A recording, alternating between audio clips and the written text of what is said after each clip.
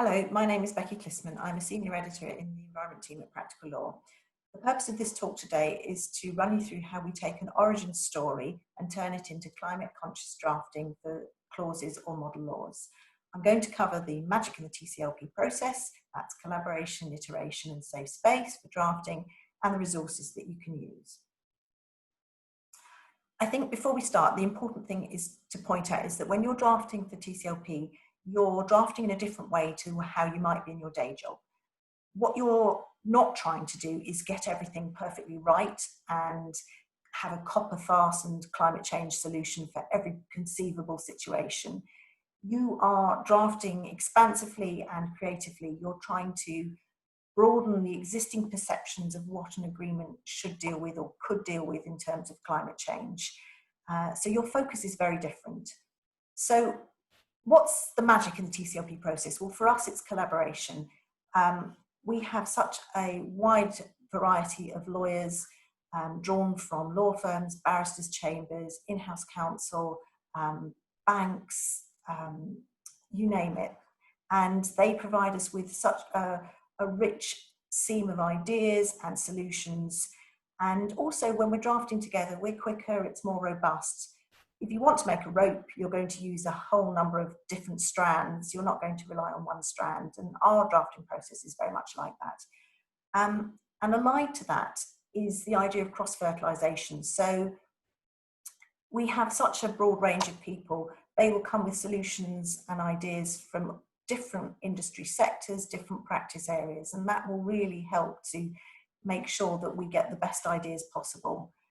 And then the last thing I want to talk about is the safe space that we have established. So none of our clauses or model laws are attributable to any single lawyer or firm.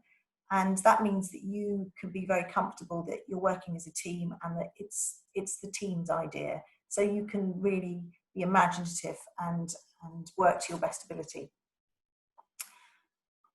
As I said, we really need to be creative. We're not interested in business as usual clauses or laws. We don't have decades anymore to get to net zero. So we need fairly radical ideas. What we're trying to do is push the dial and make climate change concepts that possibly seem slightly ambitious now the norm in as short a time as possible. And the third important thing that you need to remember is don't let the perfect be the enemy of the good. If you've got some great idea that you think needs to go into a number of different agreements and it's in your brain and you're polishing the drafting and trying to get it ready, you are not getting it out there. We are drafting for impact and you need to inspire people. And if it's in your head, it's not out there inspiring people. So don't be afraid. Be robust about it and get your ideas out there. So what drafting is actually needed? Well, you may find that whoever has drafted the origin story will have said what it is that is needed in terms of clauses. They may have specified certain agreements, and it might be that that is just a tweak to existing clauses, or it could be that you need an entire new contract and you need to be quite radical. It will depend, of course. And then another thing to think about is what shade of green should it be? So obviously things vary from light green right the way through to very ambitious dark green clauses. Obviously, we've said already we need to be creative and we need to be bold about what the solutions we're drafting. You need to consider the climate impact and commercial practicality. The two may not always be mutually exclusive.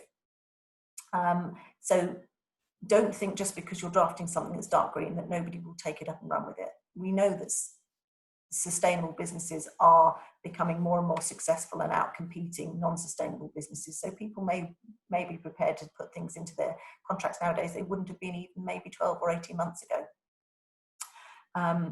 To give you an example, in the EMAS clause in the latest edition of the playbook, we built on some existing work that had been done by the Better Buildings Partnership that was fairly light green, and we've made it a lot more radical by including drafting specifying that in a particular property development there shouldn't be diesel vehicles on site. You can be really quite radical, and the idea is to give people some scope for thinking about how their agreements should change. So what resources do we have for you? Well, we have a really good video that talks about the net zero journey and showcases a whole load of tools that can help you. We also have a glossary that's coming very soon, which has a whole series of definitions, everything from things like net zero right the way through to carbon negative, carbon offsetting. And if there's no definition there that you need, then get in touch with the glossary team and we will either work with you or we'll pick up the definition that you draft and put it into the next iteration of the glossary. You also have the existing playbook clauses and green papers of model laws. Look at those, and if somebody's already drafted something concerning your solution, then either expand on that or use it to springboard into something else. And other resources you can look at are things like net zero plans. They often have a really good source of background information on climate solutions. Other resources to consider are, of course, the TCLP community on Slack. There's such a wealth of knowledge and skills. You know, getting in online and asking some questions will quickly bring answers. You can also talk to people in work or friends that you might have in related fields. And you may find there's some unusual suspects like engineers or bankers or actuaries who may be able to provide you with the answers that you need. And lastly, there's the sort of core TCLP team. There's four lawyers here and also a couple of non-lawyers. So if we can help in terms of process and or drafting, then again, reach out and ask us a question and we will do our best to help you. And then lastly, I just wanted to loop back and talk a little bit about that TCLP drafting magic. Remember, it's really core that we embrace feedback. We're at our best when we work together, because when we collaborate, it changes the perspective of what we're doing and it really improves the end result. And it enables us to change things, help the climate just one clause at a time. Thank you for listening.